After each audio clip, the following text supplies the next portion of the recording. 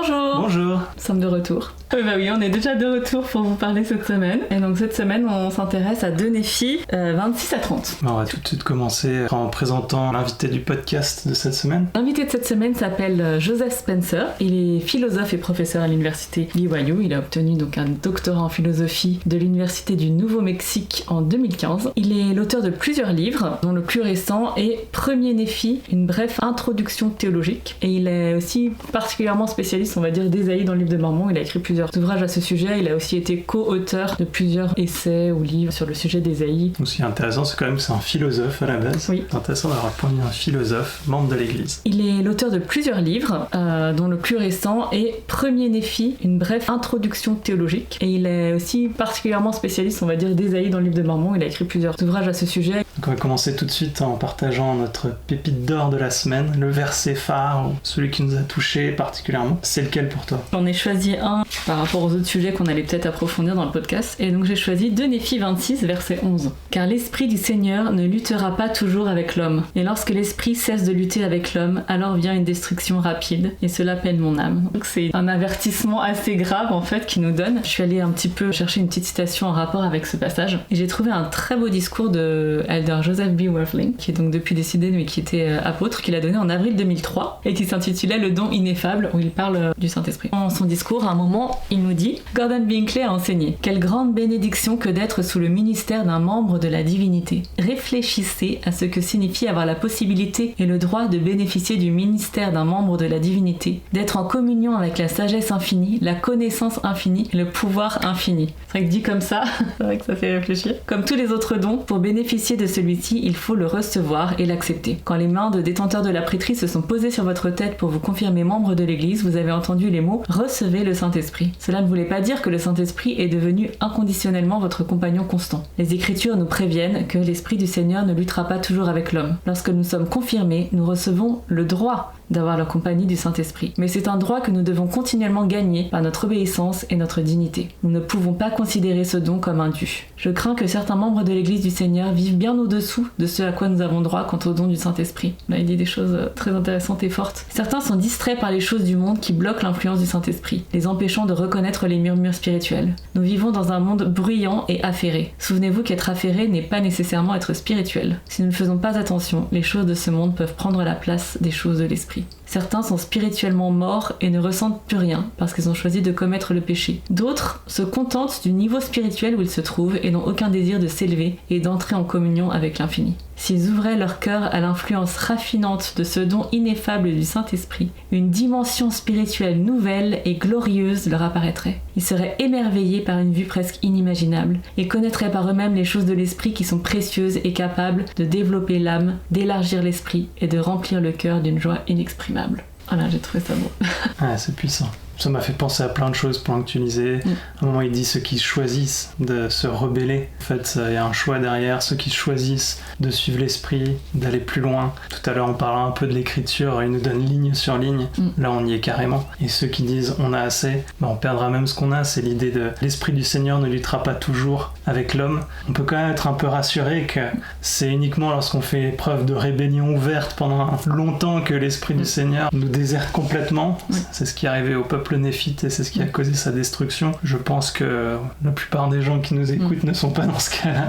N'ayez pas peur de cela, mais c'est bien de garder cette mise en garde du Seigneur, mais de savoir que c'est notre choix en fait, d'accepter et de recevoir. C'est intéressant parce qu'ils disent recevez le Saint-Esprit, mais dans certaines écritures, l'anglais recevoir a été traduit par accepter aussi. Ceux qui reçoivent le témoignage ou ceux qui acceptent le témoignage du Christ, c'est très poreux ces deux termes, et donc il y a l'idée de recevoir mais d'accepter aussi. Et je trouvais que c'était intéressant cette citation de Joseph B. Wirthlink parce que comme tu l'as dit, avant d'arriver au point où effectivement l'Esprit du Seigneur a cessé de lutter avec nous, nous abandonne complètement, en fait ça va pas se faire en un jour. Ça me fait penser aussi au verset 22 d'ailleurs, il les mène par le cou avec une corde de lin jusqu'à ce qu'il les lie à jamais avec ses fortes cordes. Donc en fait ça va se faire progressivement. Et là ce qu'il nous dit Joseph, c'est qu'on peut se dire ah bon moi je suis pas concerné, je suis pas dans le point où j'ai abandonné l'Esprit, mais peut-être que je suis au point où je vis en dessous de ce que je pourrais recevoir par rapport au Saint-Esprit. Je suis peut-être un peu dans cette position où je me dis ça va, j'en ai assez, je cherche pas à aller plus loin, et que si on essayait vraiment d'être en communion avec l'infini, la sagesse infinie, la connaissance infinie, on pourrait avoir tellement plus. Et c'est très profond parce que des fois on n'a pas envie de recevoir plus parce que ça nous demande de sortir de notre zone de confort, de changer. Et c'est ce que l'esprit nous pousse à faire, à aller un peu plus loin, à aller contacter une personne alors qu'en fait on est bien chez nous, tendre une main. Si vous êtes dans cette situation, comme moi très souvent, on n'a pas envie de faire un peu plus. Il faut se souvenir qu'il y a beaucoup de joie. Si on suit l'esprit à cette joie, on apprendra des choses, on ressentira une joie immense au service du Seigneur, on grandira, on se raffinera, et ça deviendra même plus facile à faire au fur et à mesure du temps, je pense. Et c'est exactement comme ça qu'il finit sa citation. Les choses de l'esprit qui sont précieuses et capables de développer l'âme, d'élargir l'esprit et de remplir le cœur d'une joie inexprimable. Ah bah merci, j'ai bien été édifié par cette citation et cette écriture. Ça commence bien. Et donc toi, ton verset pépite. Alors moi, je vais un petit peu le construire par rapport à ce qu'on avait dit la dernière fois. J'avais enseigné en fait sur le sujet de ceux qui écoutent les prophètes seront sauvés à la venue du Christ. On en a parlé dans 2 Néphi 25, mais en fait dans 2 Néphi 26, il reprend un peu les mêmes paroles, il continue sur cette idée. Dans l'épisode précédent, vous pouvez le regarder si ça vous intéresse, j'expliquais ces mises en garde. Mais ma pépite, c'est ce qui suit, c'est la partie vraiment positive au verset 8 et 9. Mais voici les justes qui écoutent les paroles des prophètes et ne les font pas périr, mais attendent avec constance dans le Christ les signes qui sont donnés, malgré toutes les persécutions. Voici, ce sont ceux-là qui ne périront pas, mais le Fils de la justice leur apparaîtra, et il les guérira, et ils auront la paix avec lui. Le verset continue, mais de la même façon que Néphi prophétisait ses destructions pour tous ceux qui sont méchants et qui rejettent les prophètes, il a prophétisé ce qui se passerait pour les justes. Et comme on l'a dit plusieurs fois, il y a plusieurs niveaux de lecture dans ces écritures. Si on a ça aujourd'hui, c'est pour voir qu'effectivement les prophéties des prophètes se réalisent toujours, mais aussi ces choses sont une image de ce qui se produira à la seconde venue. Et donc c'est un avertissement pour nous. Est-ce qu'on préfère être châtié par les tonnerres, les éclairs, les tremblements de terre, les destructions, être broyé par les édifices qui tombent sur nous? Ou est-ce que on veut être guéri, on veut avoir la paix, on veut voir le Fils de la justice? Ici il y a une petite mise en garde, c'est ceux qui attendent avec constance dans le Christ les signes qui sont donnés malgré toutes les persécutions. M'a vraiment touché ce passage cette fois-ci, les signes qui sont donnés. Ils seront visibles.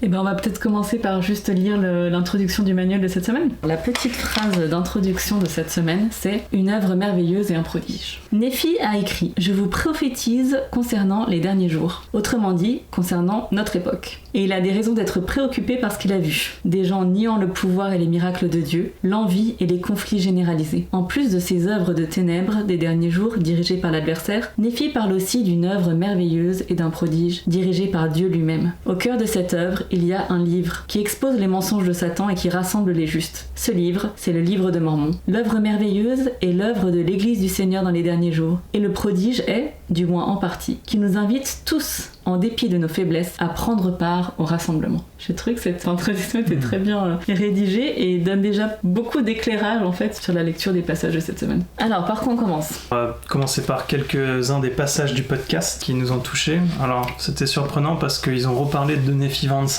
parce que d'abord il aborde une question de structure des chapitres et même de tout de Néphi. Les chapitres 1 à 5, c'est un peu un prologue, on pose le problème. Il y a la séparation des Lamanites, mais on explique aussi la chute, le besoin de rédemption. Donc il y a l'aspect spirituel et temporel. Et ensuite, ils expliquent que dans 2 Néphi 6 à 30, on a 25 chapitres de prophétie d'affilée. Et il explique que bien que ce soit en 3 parties, on entend la voix prophétique de Jacob, ensuite la voix d'Ésaïe et enfin celle de Néphi. Néphi, en fait, explicite le fait qu'il s'agit de 3 témoins. Il dit dans 2 Néphi 11, 3, c'est pourquoi, par les paroles de 3 a dit Dieu, j'établirai ma parole. Donc c'est ce qu'il fait ici. Et là je cite le podcast. J'envoie les paroles de Jacob, les paroles d'Ésaïe avec mes propres paroles afin que les gens sachent que je n'invente rien. La prophétie de Néphi, elle se situe dans 2 Néphi, chapitre 25 à 30. Donc vous voyez, il englobe le chapitre d'avant, où il expose la rédemption de ses frères dans les derniers jours. Puis, de Néphi 31 à 33 est une sorte d'épilogue. Après avoir écrit toutes ces choses, tout ce travail prophétique, il se tourne vers son auditoire et dit « Maintenant, faisons-nous baptiser. Allons au Christ, traversons le voile pour entrer en sa présence. » Puis il fait ses adieux. Donc c'est un peu la structure générale qui est intéressante à avoir. Et une des raisons pour lesquelles il donne sa structure, il dit le chapitre 25 rentre dedans, il explique, si les auditeurs ne le savent pas, lorsque Joseph Smith dicte le texte du livre de Mormon, il dicte aussi des coupures des chapitres. Mais il ne s'agit pas des coupures des chapitres chapitres que nous avons dans les copies actuelles du livre de Mormon. Le chapitrage actuel est l'œuvre d'Orson Pratt dans les années 1870. Et lorsqu'Orson Pratt redécoupe le texte en chapitres, il semble avoir été guidé par la longueur des chapitres de la Bible. Les chapitres devaient être d'environ 30 versets, mais le chapitrage original est souvent beaucoup plus long. Et il nous dit d'ailleurs qu'on peut trouver le chapitrage original sur le site internet Joseph Smith Papers, où je suis allé regarder pour confirmer ce qu'il disait dans ce podcast. Effectivement, on voit que les prophéties de Néphi sont réparties en 2 chapitres à l'origine, et ces 2 chapitres, c'est de Néphi chapitre 25 à 27, qui est le chapitre 11 de Néphi, et les chapitres 28 à 30, qui sont le chapitre 12 de Néphi. Je trouvais ça très intéressant quand il a dit ça dans le podcast, parce que c'était un peu le sentiment que j'avais eu quand j'ai commencé les passages de cette semaine. Alors autant qu'avant, j'avais dit plusieurs fois que je trouvais que les découpages étaient très bien pensés pour Bien chez moi. Là, quand j'ai commencé à lire le chapitre 26, je me suis dit, mais on dirait vraiment que c'est la suite logique du verset juste avant. Et 27, pareil, il dit, et maintenant, enfin, il continue. Alors qu'au début du chapitre 28, il dit, et maintenant, voici mes frères, je vous ai parlé comme l'esprit m'y a compris, c'est pourquoi je sais que cela va certainement arriver. Et on voit que c'est un peu une transition vers autre chose. Le découpage qu'il disait, je trouvais que ça se sentait un petit peu, que le 26 et 27 étaient censés aller avec ce qu'il y avait avant. Exact. Et d'ailleurs, le fait que mon verset pépite dans le chapitre 26 soit une redite du chapitre 25, on voit que l'idée est la même. Il y a donc dans sa prophétie 2 séquences. Il dit, chapitre 25, il réfléchit à l'histoire des Néphites, à la situation des Néphites jusqu'à la venue du Christ, puis au sujet de leur destruction, et ensuite il commente ce qui va se passer dans les derniers jours. Tu l'as dit, au chapitre 28, il ouvre avec maintenant je vous ai parlé comme l'esprit m'y a contraint. Et là, en fait, il dit, selon frère Spencer, il revient en arrière et il se dit maintenant à quoi va ressembler ce jour-là, le jour des gentils, les derniers jours. Quels sont les défis auxquels le livre de Mormon va être confronté dans les derniers jours aussi. Et il semble donc y avoir 2 parties très claires. Alors rentrons un peu dans le vif du texte avec un premier thème qu'ils explicitent que je trouvais superbe. D'abord, il définit les derniers jours dans le chapitre 26 au verset 14. Il dit, je vous prophétise concernant les derniers jours, concernant les jours où le Seigneur fera parvenir ces choses aux enfants des hommes. Pour lui, les derniers jours, ça commence avec la parution du livre de Mormon. C'est intéressant parce qu'au chapitre 27, il dit aussi, mais voici, dans les derniers jours ou dans les jours des gentils, il définit ce que c'est que les derniers jours de 2 façons, mais qui se rassemblent clairement. Et puis, dans le podcast, il commence à aborder un thème général au verset 20 à 33 du chapitre 26. Et les gentils sont enflés dans l'orgueil de leurs yeux, et ont trébuché à cause de la grandeur de leur pierre d'achoppement, de sorte qu'ils ont édifié beaucoup d'églises. Néanmoins, ils dédaignent la puissance et les miracles de Dieu, et se félicitent entre eux de leur sagesse et de leur science, afin d'obtenir du gain et d'écraser la face des pauvres. Et il y a beaucoup d'églises édifiées qui causent de l'envie, et des discordes et de la malice. Il y a aussi des combinaisons secrètes, tout comme dans les temps anciens, selon les combinaisons du diable. Je cite ce qu'ils disent dans le podcast, il dit « Néphi voit chez les gentils une culture d'exclusion. Une exclusion qui est enracinée en fin de compte dans un désir de gain et d'écraser la face des pauvres. » Il parle aussi au verset 29 « Voici les intrigues de prêtres, c'est que les hommes prêchent et se posent en lumière pour le monde afin d'obtenir du gain et les louanges du monde, mais ils ne cherchent pas le bien-être de Sion. » Donc on voit qu'ils recherchent du gain, mais aussi du pouvoir, ils recherchent à s'enrichir, et il dit « Ça démontre un type de culture intellectuelle, mais qui en fait est construite sur l'écrasement des pauvres. » Et il explique, ce n'est pas comme ça que Dieu fonctionne. Dieu ne dit pas « retirez-vous de moi ». C'est pas une culture d'exclusion. Dieu ne dit pas « venez à moi pour votre argent, vous serez sauvés ». Au contraire, on peut lire dans le verset 24 « Il ne fait rien qui ne soit pour le profit du monde, car il aime le monde, au point de donner sa propre vie, afin d'attirer tous les hommes à lui. » C'est encore une référence supplémentaire que j'ai ajoutée à cette doctrine du Christ, que tout ce qu'il a fait, c'est pour attirer les hommes à lui. Et je finis le verset, c'est pourquoi il ne commande à personne de ne pas prendre part à son salut. Et au verset 33, on peut lire, il les invite tous à venir à lui et à prendre part à sa bonté, et il ne repousse aucun de ceux qui viennent à lui, noirs et blancs, esclaves et libres, hommes et femmes. Et il se souvient des païens, et tous sont pareils pour Dieu, tant le juif que le gentil. Donc on a cette dichotomie, la culture d'exclusion dans laquelle nous vivons, contre la culture d'inclusion du Christ et de Dieu. C'est marrant parce que j'avais pas du tout remarqué avant, mais là je le vois, par rapport à ce que tu dis, et en fait on voit que le mot revient souvent, obtenir du gain, d'écraser la face des pauvres. Il parle de lui, Dieu, fait les choses pour le profit du monde. Enfin, ce mot de profit qui revient, c'est intéressant. Et ensuite, le verset 31 aussi que j'avais beaucoup aimé, que j'avais hésité à citer en verset pépite. L'ouvrier en Sion travaillera pour Sion, car s'il travaille pour de l'argent, il périra. Et juste avant, au verset 28, afin d'obtenir du gain et les louanges du monde. C'est intéressant parce qu'on voit bien que ça décrit quand même un peu notre époque, parce que je sais pas si à l'époque de Néphi, ils étaient aussi obsédés par l'argent que nous. Mais voilà. Un petit peu, parce que dans Jacob, après, il en parle, c'était un gros problème. Les richesses, c'était déjà, c'est un problème universel depuis toujours. Mais tout de même, c'est intéressant justement parce qu'il poursuit en disant ça. Néphi semble suggérer qu'il existe quelques problèmes particuliers d'exclusion parmi parmi les gentils, le fait qu'il mentionne « il ne repousse aucun de ceux qui viennent à lui, noirs et blancs, esclaves et libres, hommes et femmes », suggère que parmi les gentils, il y a une culture de racisme, une culture d'oppression économique et une culture de sexisme, de misogynie. Et il dit ça semble vraiment prophétique. Néphi a vu les problèmes de notre culture dans les derniers jours avec une grande clarté. Et j'ai trouvé ça exceptionnel qu'il interprète, ça c'est donc l'invité, il interprète ces 3 points avec 3 grands axes, 3 grands problèmes. On voit un peu le philosophe là qui parle, je trouve. Mais c'est fort, je trouve qu'il est un peu dans le mille en fait. Il a raison en disant que c'est tout à fait explicite et que ça décrit bien les problèmes de notre époque. Ouais. Revenons un petit peu sur les versets que tu as mentionnés parce qu'il y en a d'autres. Et justement, ils disent, maintenant tournons-nous un peu vers nous-mêmes.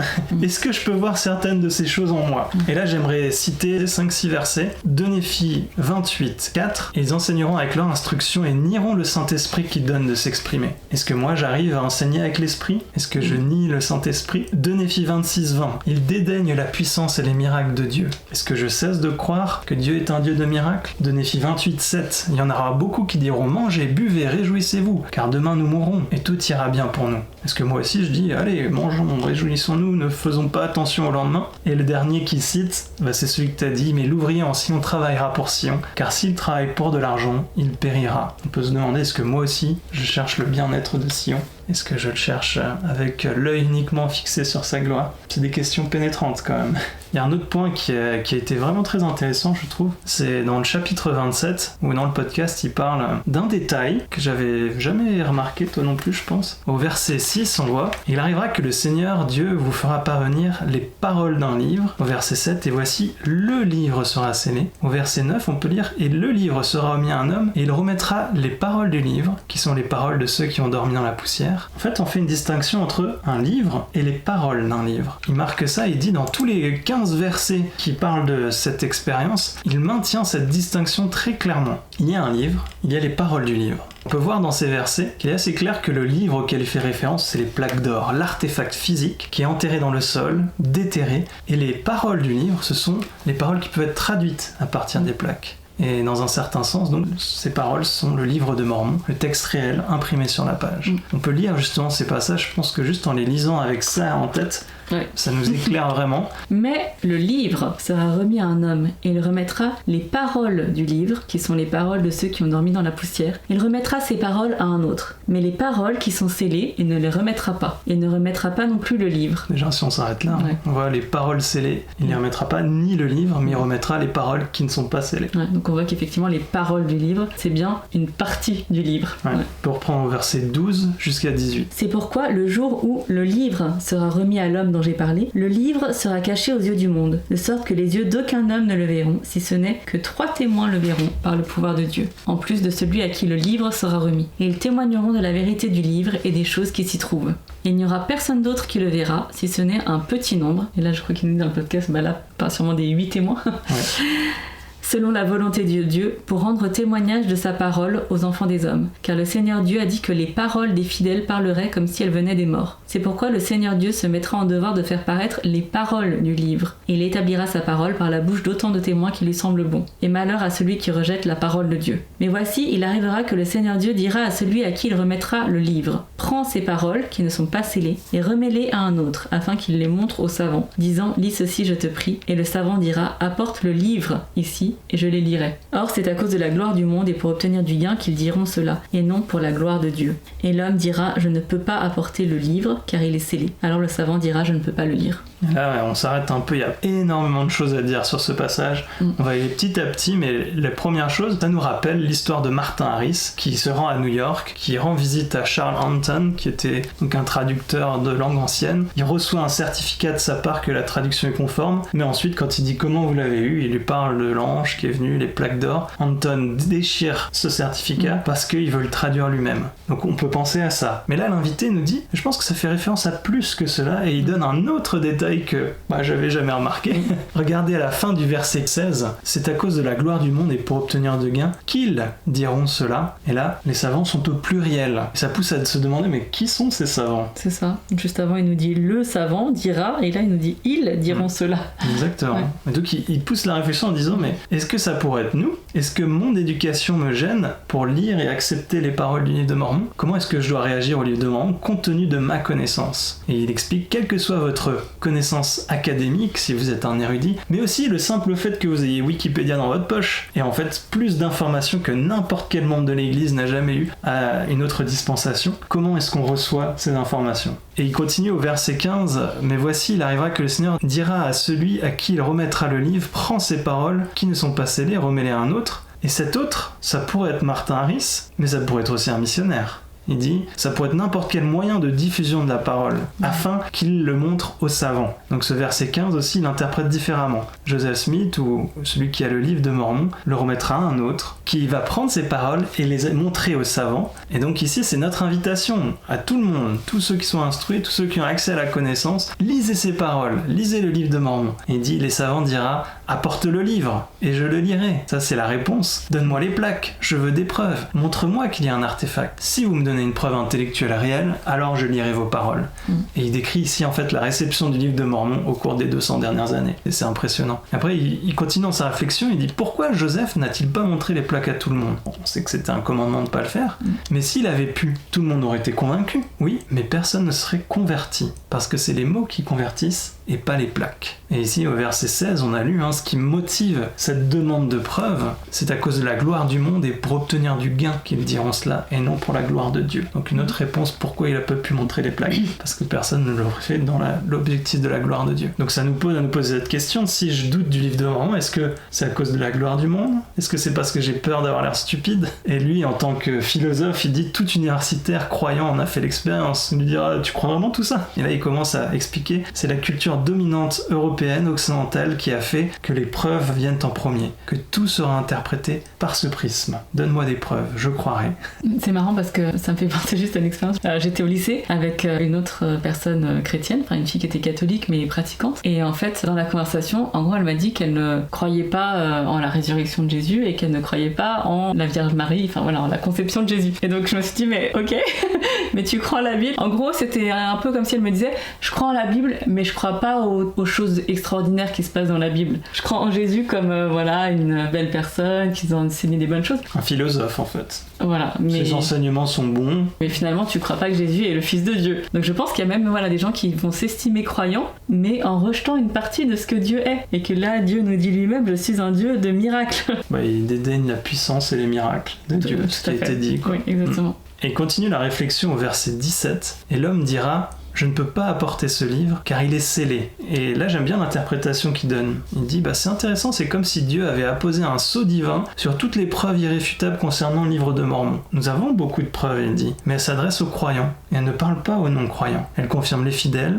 mais ce ne sont pas des choses qui prouvent au monde que le livre de Mormon est vrai. Il explique, moi aussi ça m'est arrivé d'ailleurs, c'est Hank qui donne son sentiment, il dit lorsque vous lisez les paroles du livre de Mormon, vous aurez un sentiment. C'est perceptible, c'est léger. Parfois il se passe quelque chose qui se rapproche de la preuve parce que vous vous sentez en vous, vous dites je me sens éclairé, ça devient perceptible, c'est une preuve personnelle. Moi j'ai eu souvent ce sentiment où tout à coup mon intelligence s'éclaire, je ressens l'esprit dans toutes les fibres de mon corps. Je veux dire là la preuve pour moi elle est réelle, elle est concrète, mais elle est personnelle et elle est pas scientifique. Elle est pas scientifique pour tu peux pas l'expliquer aux autres quoi. Il dit on n'a jamais déterré un panneau disant bienvenue à Zaremla, ni trouvé une grotte où Néphi aurait gravé sur le mur, Néphi était là.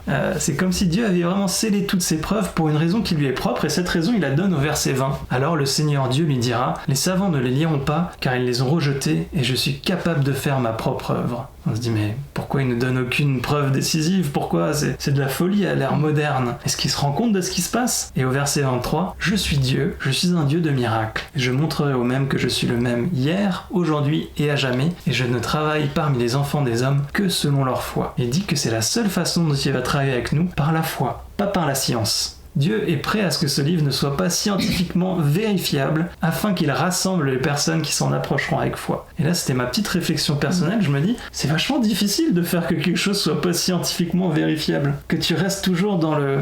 c'est peut-être vrai scientifiquement, mais en même temps, on n'arrivera pas à le prouver complètement. De rester dans cette limite de flou, moi je dis c'est carrément un travail divin pour y arriver, parce qu'on a tellement de techniques scientifiques aujourd'hui que c'est très facile de prouver quelque chose. Et là, ça fait 180 ans que les scientifiques s'acharnent pour essayer de prouver ou pas. À un moment, ils parlent de Hugh Nibley qui a passé 20 années à essayer de trouver des preuves scientifiques du livre de Mormon. C'est vraiment divin, le fait qu'on n'arrive pas à le prouver scientifiquement et on n'arrive pas à le désavouer désavouées scientifiquement non plus. Ouais.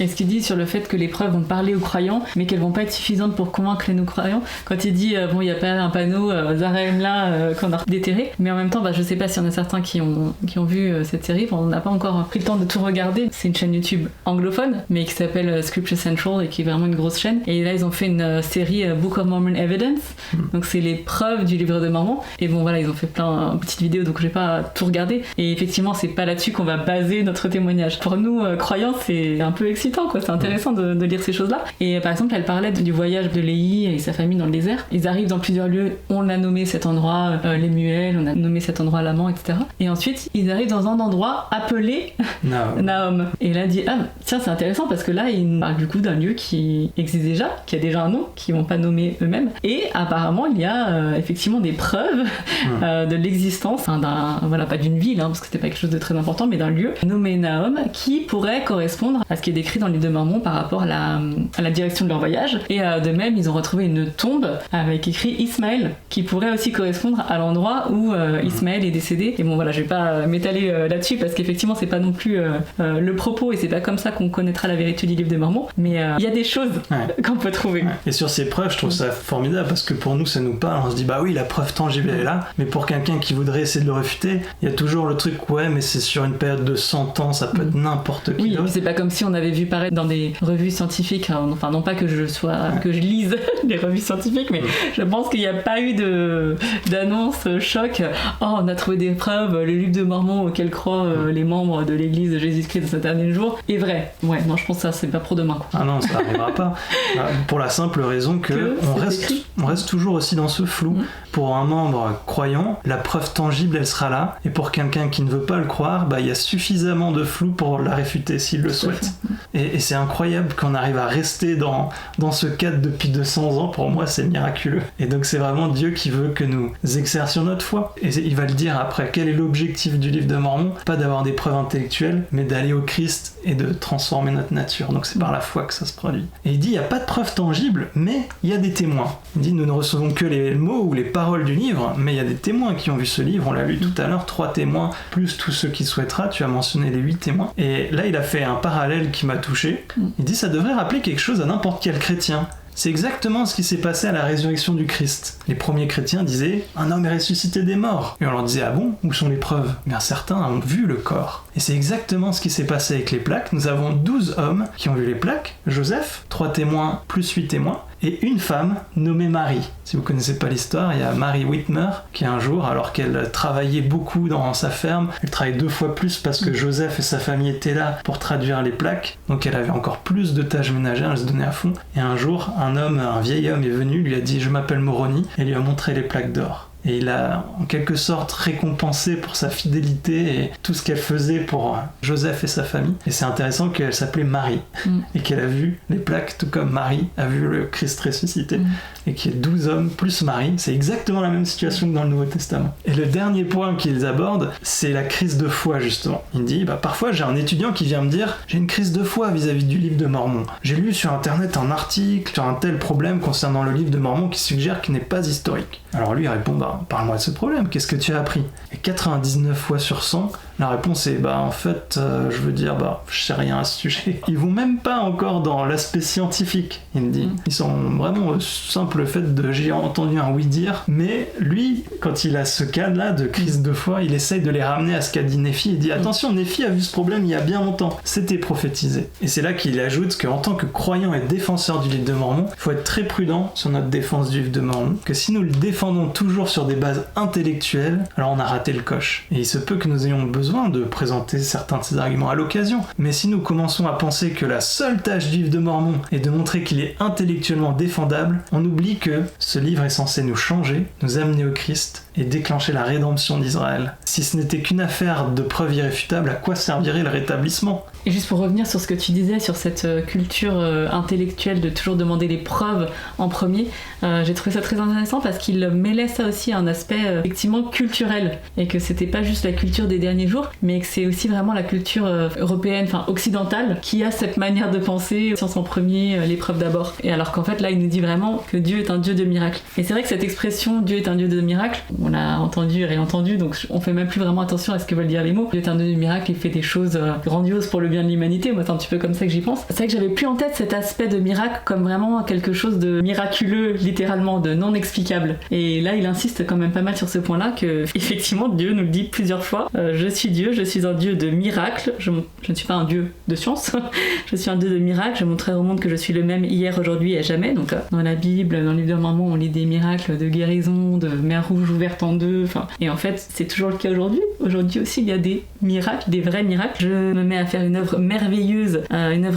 et un prodige. Et je suis allée juste vite fait voir dans le Larousse en fait la définition de prodige et de merveilleuse. La définition du mot prodige fait événement extraordinaire de caractère magique ou surnaturel, synonyme miracle. Et merveilleuse vient du nom merveille, qui vient du latin populaire. Alors je ne savais pas qu'il y avait une distinction entre le latin populaire et le latin classique, mais qui vient du latin populaire miravella ou du latin classique mirabilia, qui veut dire chose étonnante, qui cause une très grande admiration par ses qualités extraordinaires. Et donc là, extraordinaire au sens vraiment littéral du terme, c'est-à-dire qui sort de l'ordinaire. Et donc de se rappeler que voilà, Dieu dit je suis un Dieu de miracles, je fais une œuvre merveilleuse et un prodige. Oui, il va y avoir beaucoup de choses inexplicables et extraordinaires et illogiques. C'est incroyable et c'est merveilleux. Alors je pense qu'en tant que membre de l'église, je ne connais pas beaucoup de gens qui essayent de défendre les livres de Mormon uniquement sur des bases intellectuelles, mais il y en a sûrement apparemment. Mais c'est vrai que moi ça ne me viendrait pas à l'idée. Je pense que même la Bible, alors qu'on a des preuves historiques de l'existence, de la véracité de ce qui est décrit dans la Bible, beaucoup de gens n'y croient pas, donc le livre de Mormon je pense que j'essaye même pas. Mais ça m'a fait penser en fait à deux discours qui me sont revenus en tête, notamment un de président Nelson, où il parlait des différents types de vérité et du fait que malgré que là on dit que le livre de Mormon il faut bien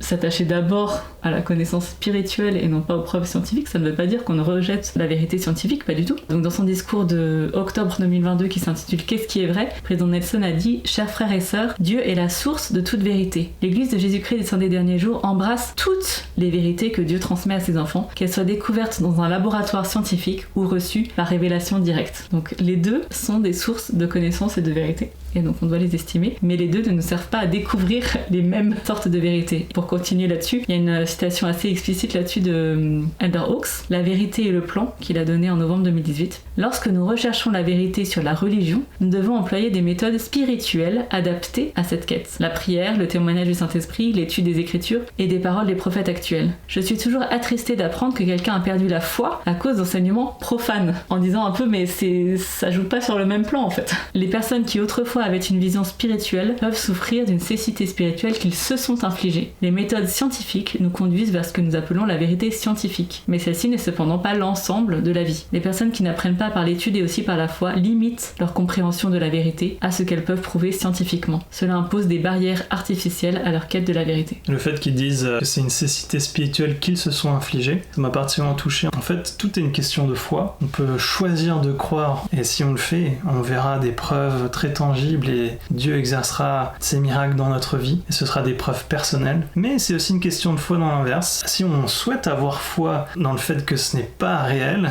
on peut aller chercher beaucoup d'arguments qui nous diront que c'est pas vrai. Et l'adversaire est très fort pour ça. Il est très persuasif, et si c'est ce que vous décidez de croire, alors vous trouverez ce que vous voulez. Mais ce sera une question de foi. Et par expérience, tous ceux qui sont allés chercher avec l'idée de discréditer les Mormons, tous ceux qui l'ont fait avec cette intention-là, pour moi, ils sont tous partis et ils étaient très contents de ce qu'ils ont pu trouver. Ça fonctionnera à 100%. Mais en fait, c'est une question de foi, du début à la fin. Et donc c'est aussi une question de mise en garde. L'adversaire est très fort, très rusé là-dedans. Si vous mettez un pied dedans, on peut se dire au revoir très rapidement. Non, puis j'aime bien ce que tu dis, en tous les cas, dans un sens comme dans l'autre, c'est-à-dire choisir de croire ou choisir de ne pas croire, c'est un choix. Et en fait, il y a un autre podcast que je les suis sur Instagram, ça s'appelle Comeback Podcast, et c'est que des histoires de personnes qui ont quitté en fait notre église et qui sont revenues. Et en fait, c'est des choses du coup incroyables. Et donc, beaucoup de personnes qui sont parties sont tombées sur des sources critiques de l'église, sur l'histoire de l'église, etc. et qui expliquent les raisons pour lesquelles ils sont revenus. Et je trouve que c'est, à chaque fois, c'est hyper édifiant. Et il y en a plusieurs effectivement qui disent, en fin de compte, c'est un choix. Je suis pas revenue parce que finalement le nombre de preuves que j'ai trouvées pour l'église ont dépassé le nombre de preuves que j'avais trouvées contre l'église. Je suis revenue parce que j'ai choisi de revenir, et parce qu'il y en a aussi qui parlent des fruits. Finalement, quand je voyais, on va dire, mes nouveaux amis en dehors de l'église l'église et les personnes que je connaissais qui étaient fidèles et qui continuaient à croire, j'ai su à qui je voulais ressembler. Ouais, mais en fait, c'est ce que j'allais ajouter, et tu l'as dit avant moi, les fruits. Vous faites votre choix, mais voyez les fruits derrière. Est-ce que vous êtes plus heureux en suivant le Christ et en recevant sa clarté, malgré, il y a quelques restrictions, parce que les commandements nous mènent sur un chemin bien précis. Est-ce que vous êtes plus heureux et plus épanoui en faisant ça, ou en faisant tout ce que votre chair et votre esprit vous dictent? À vous de décider, à vous de faire votre expérience peut-être, mais je témoigne que la joie et la paix viennent en suivant le Christ. C'est ce que président Nelson, le prophète, nous dit. Il est beaucoup plus épuisant de chercher le bonheur, là on le trouvera jamais, en la gloire, la richesse, la célébrité, les plaisirs de la chair. J'avais une réflexion là-dessus il y a quelques soirs, je me disais, c'est vrai que la faim, elle revient tout le temps, on a toujours faim. À aucun moment on pourra taire notre faim définitivement. Et les autres plaisirs de la chair, c'est pareil, à aucun moment on pourra les taire définitivement en fait. C'est insatiable, on peut pas avoir une satisfaction permanente là-dedans. Mais dans le Seigneur, on peut avoir une satisfaction permanente. Donc cherchez les fruits, observez les fruits et même cherchez-les chez les gens autour de vous. On voit des familles qui sont ancrées dans l'évangile depuis longtemps, on voit à quel point ils semblent heureuses et ils sont épanouis et on dirait que tout leur a réussi, c'est incroyable. On voit de génération en génération à quel point ils sont bénis si ils sont fidèles au Christ. C'est vraiment fort. Alors moi, dans mon étude personnelle, il y avait un petit passage sur lequel j'avais envie de revenir. Pas extensivement, parce que en réalité, dans notre épisode numéro 4, tu as déjà beaucoup parlé. Tu avais beaucoup fait allusion à ce chapitre 28 qui décrit les tactiques de Satan. Ouais. Donc pour ceux que ça intéresse, qui veulent être renseignés sur les stratégies militaires de Satan, vous pouvez aller écouter notre épisode numéro 4 dans lequel Paul en avait pas mal parlé. Mais j'avais quand même envie de revenir un peu dessus, parce que c'était dans les passages de cette semaine. Donc de 2 Néphi 28, versets 21, 22 et 24. Moi, je vais peut-être quand même aussi lire un petit peu le début du 20. Donc en ce jour-là, il fera rage, il, Satan, dans le cœur des enfants des hommes et les incitera à la colère contre ce qui est bon. Et il en pacifiera d'autres et les endormira dans une sécurité charnelle, de sorte qu'ils diront tout est bien en Sion, oui, Sion prospère, tout est bien. Et c'est ainsi que le diable trompe leur âme et les entraîne soigneusement sur la pente de l'enfer. Et voici, il en entraîne d'autres par la flatterie et leur dit qu'il n'y a pas d'enfer. Et donc 24, c'est pourquoi malheur à celui qui est à l'aise en Sion. Et donc déjà ça m'a fait, il fallait quand même qu'on le case à un moment, à cette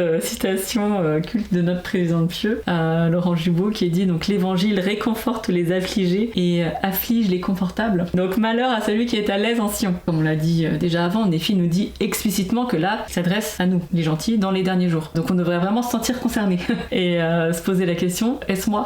Suis-je en ce cas? Est-ce que je suis endormie? Est-ce que je me dis tout est bien en Sion et je suis un peu trop à l'aise? Et là encore, Néphi nous le dit bien, les derniers jours c'est l'œuvre merveilleuse et le prodige, c'est le rétablissement de l'évangile. Et ça m'a fait penser donc à ce discours d'Elder Uchtdorf qu'il a donné en avril 2014. Je me doutais pas que ça faisait déjà 10 ans qu'il avait donné ce discours, qui s'intitulait Êtes-vous en train de dormir pendant le rétablissement? Et donc il nous dit nous considérons parfois le rétablissement de l'évangile comme étant quelque chose de terminé et qui se trouve déjà derrière nous. Joseph Smith a traduit le livre de Mormon, il a reçu les clés de la prêtrise, l'église a été organisée. En réalité, le rétablissement est un processus encore en cours. Nous le vivons en ce moment. C'est une des périodes les plus remarquables de l'histoire du monde. Les prophètes d'autrefois ont aspiré à voir notre époque. Et on voit que Isaïe, Jacob, Néphi ont vu notre époque. Quand notre temps dans la condition mortelle sera terminé, quelles expériences pourrons-nous raconter concernant notre contribution à cette période importante de notre vie et à l'avancement de l'œuvre du Seigneur? Pourrons-nous dire que nous avons remonté nos manches et travaillé de tout notre cœur, de tout notre pouvoir, de tout notre esprit et de toutes nos forces, ou devrons-nous admettre que notre rôle s'est limité à celui d'un observateur? Je suppose qu'il y a toutes sortes de raisons de tomber dans la somnolence quand il s'agit de l'édification du royaume de Dieu. Je vais en nommer 3 grandes. Et effectivement, là, il nous nomme 3 grandes causes pour nous faire tomber dans cet endormissement. Il cite l'égoïsme, les dépendances et les conflits de priorité. Et dans son discours, il donne également donc les clés pour surmonter ces obstacles-là. Donc je vous invite à aller lire ce discours si ça vous intéresse, parce que évidemment, c'est très intéressant et édifiant la manière dont Elder Uchtdorf le présente. Donc je me suis dit, est-ce que je suis en train de dormir pendant le rétablissement? Faire attention effectivement à ces obstacles-là. Est-ce que je travaille pour Sion, ou est-ce que je travaille pour de l'argent? Est-ce que je me dis oh tout va bien, ça roule, ou est-ce que j'essaye d'avoir un rôle actif dans le rétablissement qui est en cours? Je méditais sur cette phrase malheur à celui qui se sent à l'aise en Sion, c'est ça qu'il dit? Oui, c'est tout à fait ça. Malheur à celui qui est à l'aise en Sion. Parce que je me dis mais c'est quand même très inconfortable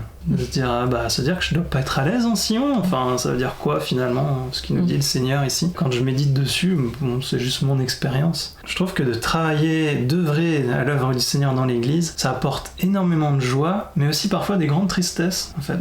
On est confronté à la volonté de chacun, et il y en a qui vont avoir le désir d'aider, de servir, et parfois tout à fait l'opposé. Pour moi ce malaise il est peut-être là-dedans aussi, que parfois on va juste voir que tout n'est pas bien en Sion, effectivement. positivement, mais ça veut pas dire qu'on doit être mal à l'aise, qu'on doit être triste et renfermé sur nous et peut-être à nous flageller, etc. En même temps, il y a quand même des petits passages comme ça, parce que Néphi lui-même dit que voilà, ça lui a figé l'âme. Exact. Néphi, on voit qu'il est très triste, parce qu'il voit ce qui se produira pour son peuple, et comment il sera détruit, et ça le rend extrêmement triste. Et c'est ce que je dis, en fait, quand on œuvre dans l'église, on va avoir beaucoup de tristesse et de souffrance à cause de choix de personnes qui ne désirent pas s'engager pleinement, et on voit parfois même la chute qui arrive derrière s'ils continuent sur cette route, et donc c'est très mal à l'aise comme position de voir ça, en fait. Je pense que peut-être il faut redéfinir ce malaise. Malheur à celui qui est à l'aise en Sion, bah oui, c'est peut-être parce que je pense qu'à moi, et du coup tout va bien et je bouge pas, et ce malaise qu'on devrait avoir, il est peut-être plus dans le péché, dans les mauvais choix que nous ferions ou qu'on voit autour de nous. C'est juste une petite piste pour réfléchir à que veut dire ce malaise et en quoi il peut être positif quand même dans le Christ finalement. C'est à creuser. Pour moi, ça fait tout à fait la transition un peu avec cet aspect de nous avons assez. En gros, être à l'aise, c'est se dire j'ai tout ce qu'il faut, tout va bien, maintenant je continue, je me suis fait baptiser, je suis entré dans le chemin des alliances, maintenant c'est un long fleuve tranquille, j'ai plus qu'à laisser couler. Ce que tu dis, ça me touche parce qu'on a vu beaucoup de jeunes qui partent en mission et qui font une mission formidable. Les présidents de mission disent j'ai jamais vu un jeune pareil, il était tellement engagé, il avait beaucoup de succès en plus, il est incroyable. Il revient de mission, il se marie même autant, formidable, on est trop heureux. Et puis là, allez que je refuse des appels et que je viens en tenue complètement décontractée le dimanche, pas de cravate, on le voit plus quoi, c'est un fantôme. Pourquoi ? Parce qu'il a coché toutes les cases. Vous savez, j'ai été scellé, c'est bon, bah maintenant je suis à l'aise en Sion, j'ai fait ce qu'on m'a demandé et j'arrête. Mais quelle tristesse, vraiment c'est épuisant de voir ça et on se dit mais qu'est-ce que cette personne n'a pas compris finalement. Ça me fait penser à un autre point sur lequel pareil je me suis dit on peut pas ne pas en parler dans notre épisode quand même, c'est ce verset 30 de Néphi 28 toujours. Car voici, ainsi dit le Seigneur Dieu, je donnerai aux enfants des hommes ligne sur ligne, précepte sur précepte, un peu ici et un peu là, et bénis sont ceux qui écoutent mes préceptes et prêtent l'oreille à mes recommandations, car ils apprendront la sagesse, car à celui qui reçoit je donnerai davantage, et à ceux qui diront nous avons assez, on notera même ce qu'ils ont, à ceux qui diront nous sommes à l'aise, tout va bien, j'ai ce qu'il faut, on notera même ce qu'il a. Et c'est inquiétant parce que c'est ce qui peut arriver avec la situation des jeunes dont je viens de parler, c'est pas un cas isolé, unique, je vise personne, mais on a vu plusieurs couples de jeunes qui arrivent dans cette situation où allez, c'est la retraite, tout va bien et on se désengage. Et en fait, qu'est-ce qui va arriver ? Ils vont perdre petit à petit ce qu'ils avaient vécu, les expériences, ils vont oublier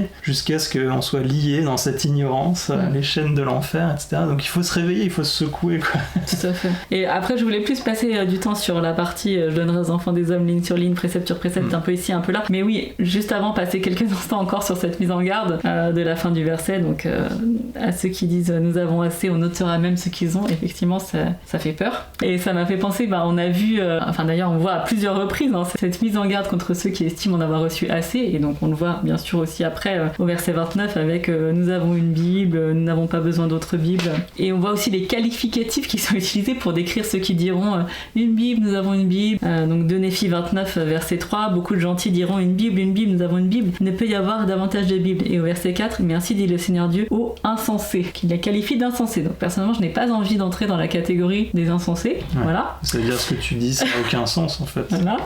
Ils sont à côté de la plaque, quoi. Voilà. Donc en bref, nous devons apprendre à ne pas nous contenter de ce que nous avons. Quand on voit dans la suite du chapitre 29, au verset 7, ne savez-vous pas qu'il y a plus d'une nation ? Ne savez-vous pas que moi, le Seigneur, votre Dieu, j'ai créé tous les hommes, que je me souviens de ceux qui sont dans les îles de la mer ? Et au verset 11, car je commande à tous les hommes qu'ils écrivent les paroles que je leur dis. Et au verset 12, je parlerai aux Juifs et ils l'écriront. Je parlerai aux Néphites et ils l'écriront. Et 13, il arrivera que les Juifs auront les paroles des Néphites. Les Néphites auront les paroles des Juifs. Les Néphites et les Juifs auront les paroles des tribus perdues d'Israël. Et les tribus perdues d'Israël auront les paroles des Néphites et des Juifs. Donc en gros, il va y arriver un moment où on va avoir beaucoup d'écriture. C'est déjà un peu le cas, voilà. Mais on va en avoir encore plus. On va en avoir encore plus. Donc je pense que tous les 6 mois d'ailleurs, on acquiert déjà de nouvelles écritures parce qu'on a tous les discours du prophète, des apôtres qui nous arrivent, des prophètes et apôtres vivants. En tous les cas, en termes de connaissances pures et de paroles, clairement, il faut pas qu'on se dise nous avons assez, ce que nous avons nous suffit, parce que ça va continuer d'arriver. Oui. Peut-être aussi, juste pour une application très personnelle, je commande à tout le monde d'écrire. Si on veut pas se retrouver dans cette situation, on dit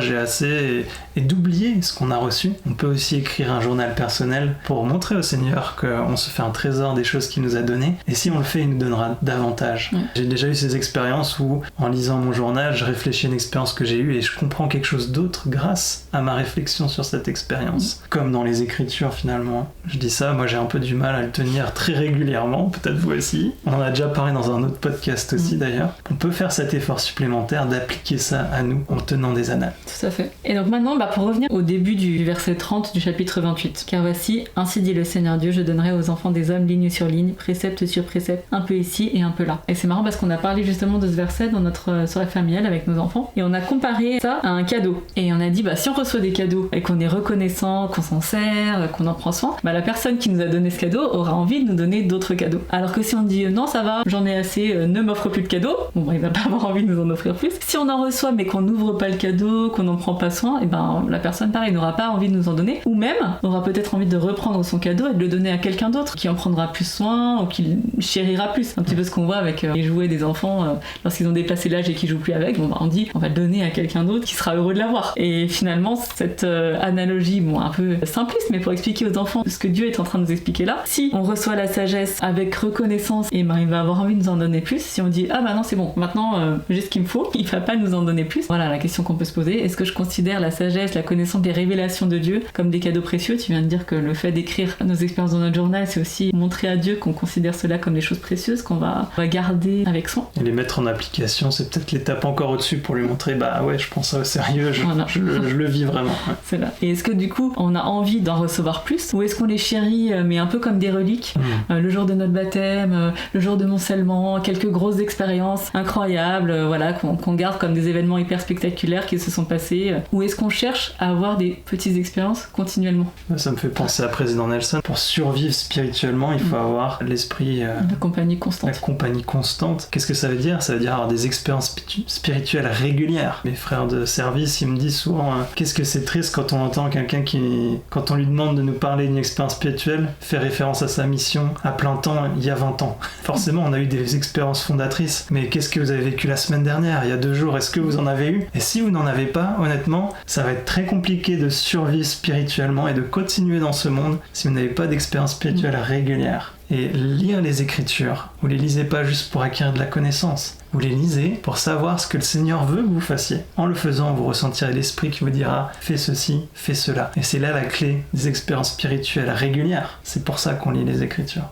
Et donc je voulais prendre un passage du discours de Dale J. Renlund qu'il a donné en octobre 2022, donc qui est tout récent, et qui s'intitulait « Un cadre pour la révélation personnelle ». Donc il dit beaucoup de choses dans ce discours, mais juste pour le passage un peu ligne sur ligne et le fait qu'on va recevoir progressivement, il y a un petit passage que j'ai retenu, que je voulais partager avec vous aujourd'hui. Il dit « Tout en faisant confiance aux réponses précédentes de Dieu, nous devons être prêts à recevoir davantage de révélations personnelles. Après tout, peu de destinations de la vie sont atteintes par un vol sans escale. Nous devons reconnaître que l'on reçoit la révélation personnelle, ligne sur ligne, précepte sur précepte, et que la direction révélée l'est souvent de manière progressive. » Et alors quelqu'un qui a beaucoup parlé de ça, ça m'a tout de suite fait penser à Elder Bednar, et en fait j'ai pas réussi à trouver un discours en français, mais il y a un article du New Era, donc on n'a pas en français, ça, ce magazine-là de l'église, de septembre 2010, donc c'est déjà un petit peu vieux, et qui s'appuie sur une veillée, donc je pense que c'est vraiment cette veillée là un peu fondatrice sur ce sujet-là qu'Elder Bednar avait donné. C'était à BYU en septembre 2001. Et donc il s'intitulait ligne sur ligne, précepte sur précepte, et qui est vraiment entièrement basé sur ce verset-là de Nephi 28. Et donc j'ai fait une petite traduction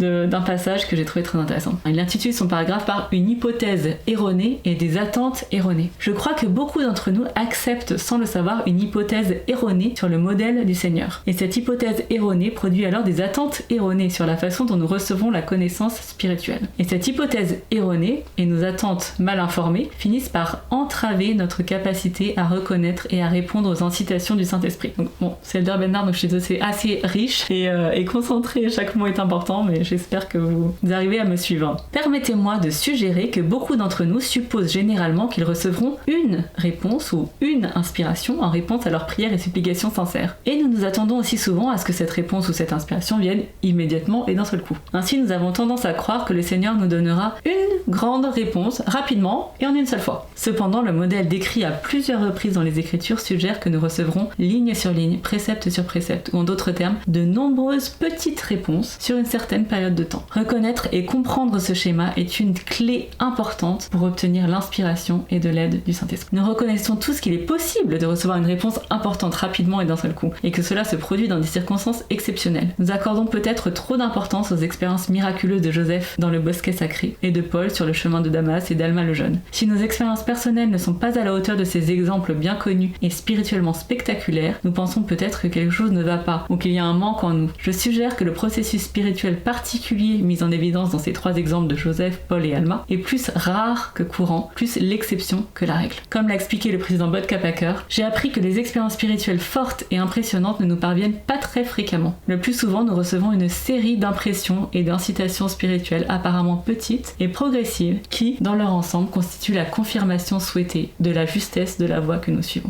Rappelez-vous que Nephi a essayé plusieurs approches différentes avant de réussir à obtenir les plaques d'airain de Laban. Il n'a pas appris en une seule fois à construire un navire d'une facture curieuse. Au contraire, le Seigneur lui a montré de temps en temps de quelle manière il devait travailler les poutres du navire. Voilà, donc je suis désolée, c'était un peu long, mais je savais pas quoi enlever. Voilà, parce que c'était vraiment très clair et très fort. Et je suis contente qu'il finisse par ça parce que ça me permet de caser une de mes écritures préférées. Ma seule déception d'avoir commencé notre podcast il n'y a que 8 semaines, c'est qu'on avait déjà passé ce passage. C'était un Néphi 4, verset 6. Et j'étais conduit par l'esprit ne sachant pas d'avance ce que j'allais faire. J'ai pas arrêté d'y penser quand on parlait de ça. Et donc voilà, quand Elder Menard dit que le modèle qui est décrit à maintes et maintes reprises dans les écritures, c'est le fait qu'on va recevoir progressivement, pas à pas, un peu ici, un peu là, et que pourtant on a tendance à l'oublier. Bon, j'ai une expérience personnelle, plein d'expériences personnelles à ce sujet-là. Moi aussi, peut-être si on a le temps, j'en dirai. Je suis désolée parce qu'en plus, moi, comme je sais pas faire long story short, je sais plutôt faire a short story long. Voilà. Tu fais que. tu développes beaucoup tes histoires. Il y a d'ailleurs un mot qui a été copyrighté par un de mes collègues de travail, ça s'appelle un romanji. Donc c'est ma capacité, et donc tous les gens qui me connaissent de près ne me défendront pas là-dessus. Je suis très bavarde et j'ai tendance à digresser et à donner beaucoup trop de détails. Voilà, donc je suis désolée. Donc je vais essayer de faire ça quand même un peu court, mais juste sur l'histoire de ma vie professionnelle. Je crois que j'en ai pas encore parlé dans un autre épisode, mais juste sur l'histoire de ma vie professionnelle. On voit vraiment ça, de ce pas à pas et d'avoir reçu des inspirations vraiment progressives. Cette chose que nous a dit Elder Enlund, que malgré les réponses précédentes qu'on a reçues du Seigneur, on ne doit pas avoir peur de recevoir des nouvelles réponses. C'est vraiment quelque chose dont je suis entièrement convaincue parce que le Seigneur m'a souvent montré des choses qui pouvaient donner l'impression d'être une destination que je devais atteindre, mais qui finalement était juste une escale. Ouais. Et j'y suis allée comme si c'était une destination pour ensuite me rendre compte que c'était une escale qui m'a amenée à autre chose. Et notamment, moi, mon dream job, ça a toujours été d'être mère au foyer. Et donc je travaillais, quand on s'est mariés, je travaillais. Et ensuite, notre premier enfant est né. Et donc je me suis arrêtée, j'ai pris un congé parental et je pensais que c'était la fin de ma carrière professionnelle, que c'était le début de ma carrière de mère au foyer. Et donc finalement, j'ai pris un congé que d'1 an et on a ressenti l'inspiration qu'il fallait que je reprenne le travail. On a été très bénis grâce à ça. Voilà, on a pu acheter un appartement, on s'est dit que c'était une bénédiction et quelque chose d'important pour notre autonomie aussi, et que c'était la raison pour laquelle j'avais repris le travail. Donc lorsque notre second enfant est né, là je me suis dit, cette fois je m'arrête pour de bon quoi. Et finalement au bout de quelques mois on a ressenti, donc je dis on parce que voilà à chaque fois on a beaucoup parlé ensemble, mais qu'il fallait que je reprenne le travail. Et là lors de mon précédent travail, j'avais parlé une fois avec un collègue qui m'avait dit que sa femme avait pris un congé parental à temps partiel, quelque chose dont j'avais jamais entendu parler. Enfin pour moi on prenait un congé parental à temps plein. Et donc s'il m'avait pas dit ça, j'avoue que j'aurais jamais pensé, et j'ai repris le travail 2 jours par semaine, ce qui était totalement dingue, enfin totalement illogique dans le domaine dans lequel je travaillais. Enfin je connaissais personne qui avait fait ça, hein.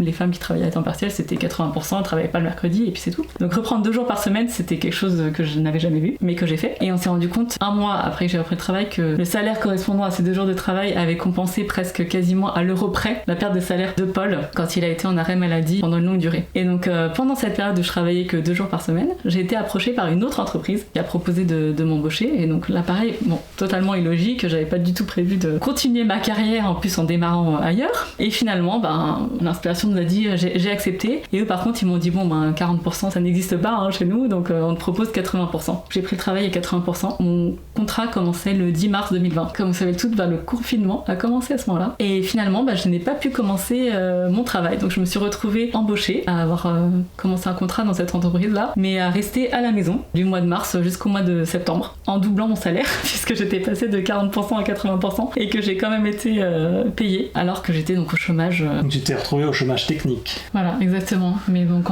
concrètement, j'ai pu rester plus longtemps à la maison que prévu, et au final je me suis retrouvée à la maison jusqu'au mois de septembre. Pendant toutes les vacances d'été, j'étais à la maison avec les enfants. Toi qui à l'époque n'allait pas bien. Donc voilà, j'ai pu rester finalement avec notre fille jusqu'à quasiment 1 an et demi. C'est carrément miraculeux quoi. Enfin, voilà, tu changes de travail, tu commences un nouveau travail, et c'était la pandémie, hein. C'était pas juste pour nous, ça a affecté le monde entier, mais pour nous, t'as pu être avec nous, avec moi qui allais pas bien, avec nos enfants, pendant des mois entiers, en recevant quand même ce qu'on avait besoin financièrement. Tout à fait. Voilà, c'était juste miraculeux miraculeux, et on voit que ça s'est vraiment passé, enfin, ligne sur ligne, précepte sur précepte, je sais pas, mais enfin, en tout cas, vraiment pas à pas et progressivement, on est vraiment allé d'une inspiration à une autre. Clairement, j'ai pas eu une grosse réponse qui m'a dit voilà ce que va être ta vie professionnelle / familiale dans les années à venir, mais ça s'est vraiment fait pas à pas et ça a évolué des fois même du coup assez rapidement. Donc j'aurais pu me dire j'ai eu l'inspiration de reprendre mon travail dans l'entreprise que j'ai quittée lorsque mon fils est né, et j'ai pris 2 jours et ça nous complète juste ce qu'on a besoin comme argent, donc pourquoi est-ce que j'irais accepter cette offre d'emploi de cette autre entreprise? Ça n'a pas de sens. On a vraiment été guidés comme ça, donc j'ai un fort témoignage de cette écriture qu'on peut être guidé par l'esprit ne sachant pas d'avance ce qu'on va faire, mais que si on est digne d'avoir l'esprit avec nous et prêt à écouter sa voix et les inspirations qu'il nous donne, notre Père Céleste peut vraiment nous amener à des escales vraiment sympas. C'est aussi prêt à prendre quelques risques, à sortir de sa zone de confort, parce que là c'était quand même le cas. Ça aurait pu être très inconfortable cette situation, et ça s'est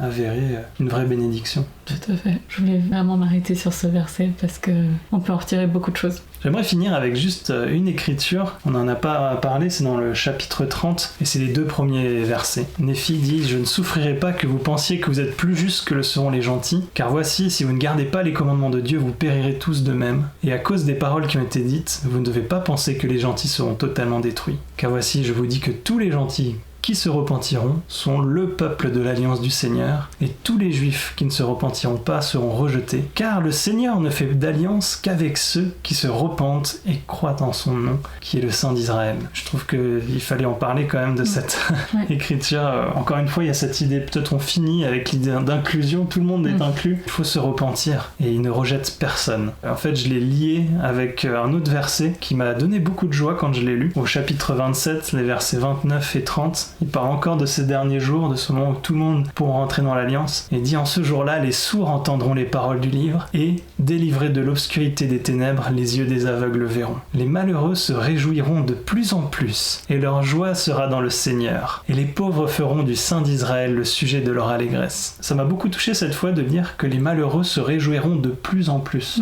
J'avais jamais remarqué ça avant. C'est vrai que c'est... Et donc on est dans une époque où on peut se réjouir de plus en plus aussi, peut-être les malheureux, ça peut être beaucoup de gens, ça peut être beaucoup de situations. Ils se réjouiront de plus en plus et leur joie sera dans le Seigneur. Et ce que je remarque dans l'église en ce moment, c'est qu'on parle de plus en plus de joie et de se réjouir du Seigneur à la Sainte Seine, au foyer. Et j'ai l'impression que cette prophétie, quand je l'ai lue, elle était en train de s'accomplir. Qu'en ce jour-là, les malheureux se réjouiront de plus en plus et leur joie sera dans le Seigneur. Non, c'est marrant parce que du coup, voilà, leur joie sera dans le Seigneur. Et finalement, ça peut presque donner l'impression qu'on peut être malheureux, mais avoir de la joie dans le Seigneur. Ça me fait penser à président Nelson qui a dit qu'à notre époque on va voir, bon je paraphrase, je simplifie à l'extrême, mais on va voir les pires choses et les meilleures choses. Il dit oui, c'est une réalité, le monde dans lequel on vit est difficile, est compliqué, voilà, il y a des guerres, des bruits de guerre, Satan fait rage dans le cœur des enfants des hommes, mais on va aussi voir des miracles. Donc là, le fait que dans la même phrase les malheureux se réjouiront de plus en plus, ça peut paraître un peu antithétique.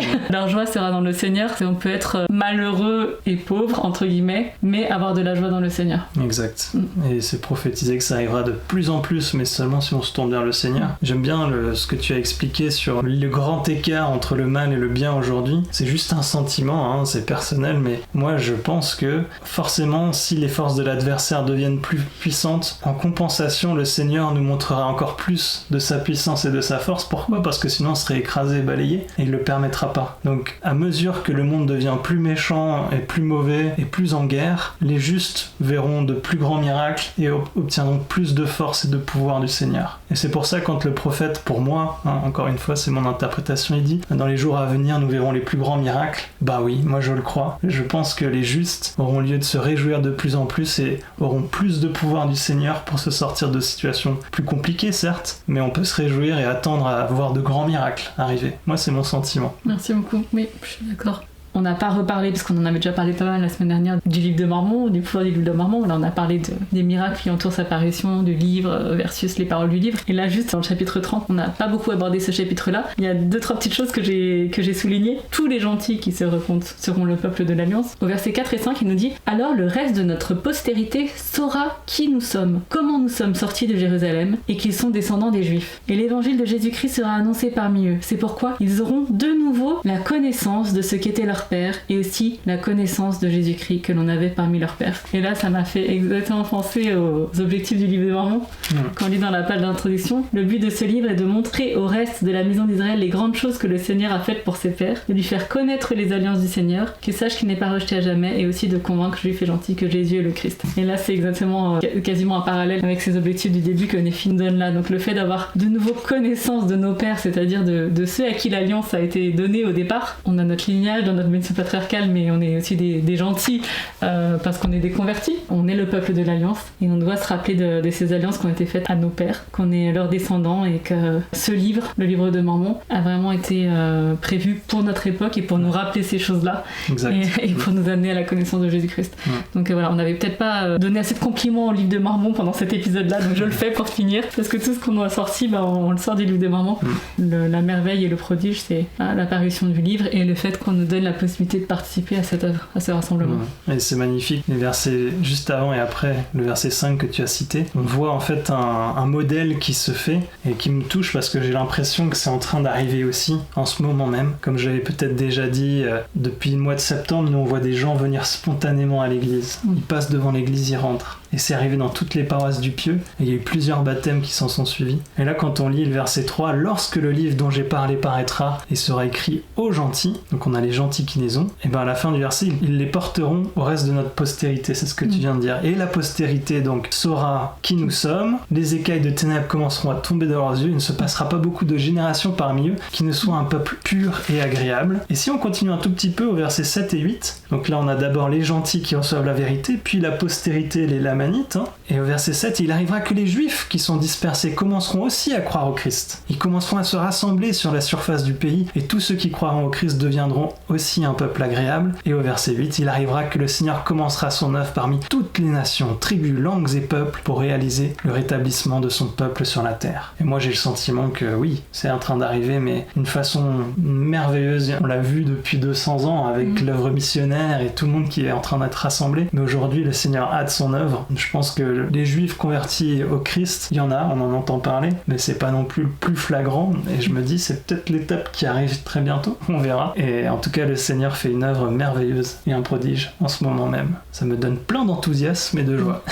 De dire, comme a dit Elder Ruchdorf, est-ce qu'on pourra dire qu'on a participé à cette œuvre enthousiasmante et la chose la plus importante qui se passe en ce moment sur la Terre, ou est-ce qu'on aura été de simples spectateurs? Donc ça me donne envie de me dire, bah oui, je veux y participer. Voilà pour cette semaine. On espère que vous avez pu être touchés par un passage ou un autre, que vous avez appris peut-être des nouvelles choses, mais surtout que vous avez une nouvelle motivation pour suivre le Christ. On aime notre Sauveur Jésus-Christ. On espère que vous pouvez le ressentir. On espère que vous avez pu ressentir l'esprit et que voilà, ça vous remémorera peut-être vos propres expériences et vos propres réflexions et que ça vous donne envie de vous plonger dans les Écritures. À bientôt! À bientôt!